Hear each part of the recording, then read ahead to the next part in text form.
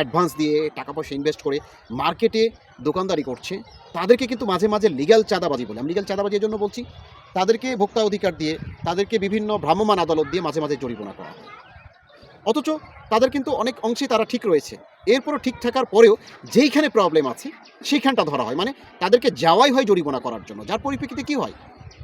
তাদেরকে জরিমানা করা হয়। তারা টাকা দিয়ে ইনভেস্ট করে ব্যবসা করার পরেও তাদেরকে জরিমানার আওতায় নিয়ে আসা হয় সরকারি সিস্টেম অনুযায়ী, সরকার কোষাগার ভর্তি করার জন্য। আর আমি এই কথাটা এজন্য বললাম কি, টাকা দিলেই এসব মাফ। তো টাকায় যদি আপনার দণ্ডবিধি হয়, টাকার মাধ্যমে যদি সব কিছু খালাস পাওয়া যায়, তাহলে তো সে টাকা অবৈধভাবে উপার্জন করবেই। তাদেরকে কিন্তু সচেতন করা হয় না।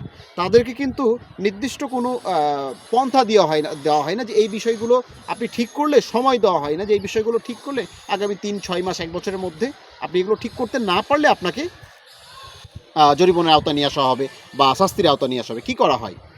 টাকা দেওয়া হলো, এরপরে কিন্তু আপনি যা করবেন তাই। তো আপনার উদ্দেশ্য যদি থাকে সৎ করা, আপনার উদ্দেশ্য যদি থাকে জিনিসগুলোকে নিষ্কলুষ করা, তাহলে টাকা দিলেই কেন সব কিছু বৈধ হয়ে যাবে?